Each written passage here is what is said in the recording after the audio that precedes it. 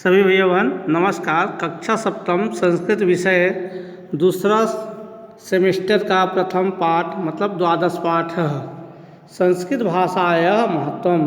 इसी 12 पाठ से उधर आगे का आएगा दूसरा सेमेस्टर में। सर्वासु भाषासु संस्कृत भाषा प्राचीनतमा भाषा अस्ति। संस्कृत भाषा सबसे प्राचीन भाषा है। अस्माकं संस्कृति भाषायाम एव निहिता। हमारी संस्कृति भाषा में ही निहित होती है। संसारस्य प्राचीनतमः चत्वारः वेदाः ऋग्वेदः यजुर्वेदः सामवेदः अथर्ववेदाश्च संस्कृतभाषायां विद्यन्ते। संसार के प्राचीनतम चारों वेद ऋग्वेद यजुर्वेद सामवेद और अथर्ववेद संस्कृत भाषा में ही है। वाल्मीकिना विरचितं रामायणं प्रथमं छन्दोबद्धं महाकाव्यम् अस्ति। वाल्मीकि द्वारा रचित रामायण प्रथम छंदबद्ध महाकाव्य है। अस्मिन् एव काव्ये सामाजिकाः आदर्शाः निहिताः सन्ति। इन्हीं काव्यों में सामाजिक आदर्श निहित है। यथा जैसे रामस्य पितृ भक्ति भरतस्य त्यागः दशरथस्य पुत्र वात्सल्यं च। राम का पिता के प्रति भक्तिभाव, भरत का त्याग और दशरथ का पुत्र प्रेम संस्कृत भाषा में पुत्र प्रेम। महाभारतम नाम संस्कृतस्य ग्रंथः विश्वज्ञानकोशः प्रतीयते। संस्कृत भाषा में रचित महाभारत नामक ग्रंथ संस्कृत भाषा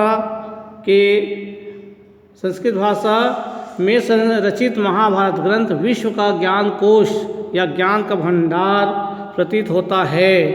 गीता अपि महाभारतस्य एव महत्वपूर्णांशः अस्ति। गीता भी महाभारत का महत्वपूर्ण अंश है। अस्यां भाषायां कविकुलगुरु कालिदासेन अभिज्ञानशाकुन्तलं नाम विश्व प्रसिद्धं नाटकं विरचितम्। इसी भाषा में कवि कुलगुरु कालिदास के द्वारा अभिज्ञानशाकुन्तलम नामक विश्व प्रसिद्ध नाटक लिखा गया है।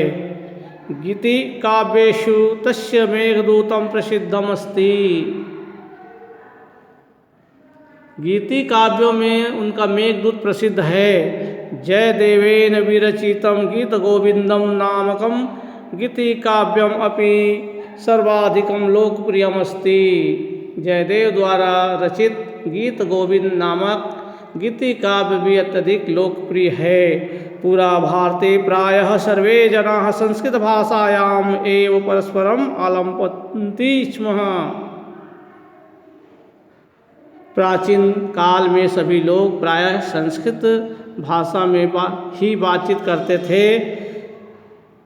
तद्यथा एकदा उदाहरण दिया हुआ है। जैसा कि एक बार भोजराजः गच्छन् मार्गे एकं भारवाहकं दृष्टवान्। एक बार राजा भोज मार्ग में जाते जाते एक भारवाहक या बोझ उठाने वाले कुली को देखा। तस्य शिरसि गुरुतरं भारं दृष्ट्वा राजः तम अपृच्छत्। उसके सिर पर गुरुतर भारी बोझ, अधिक वजन वाला उसके सिर पर भारी बोझ देखकर राजा भोज ने उनसे पूछा,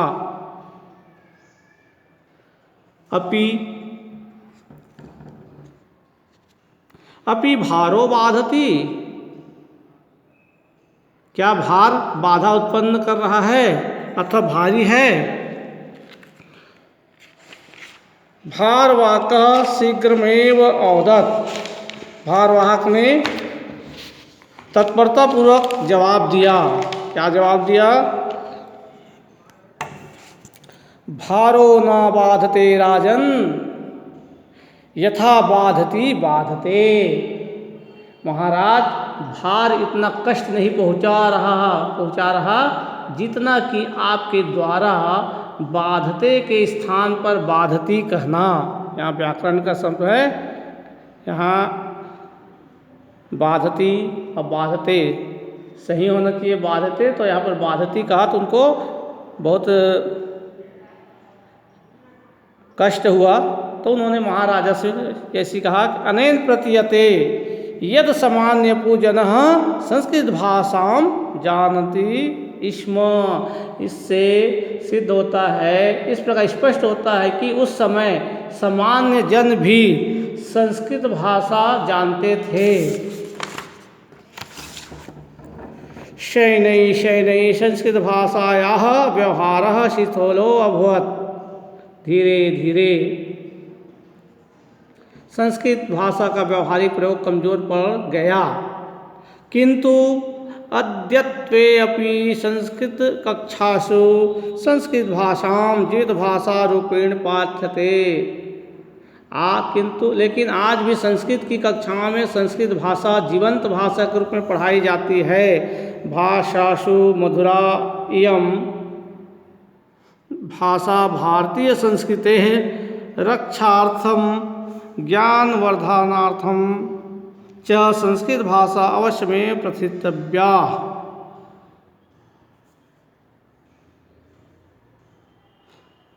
भाषाओं में मधुर संस्कृत भाषा का अध्ययन भारतीय संस्कृति की रक्षा और ज्ञान अर्जन के लिए अवश्य किया जाना चाहिए।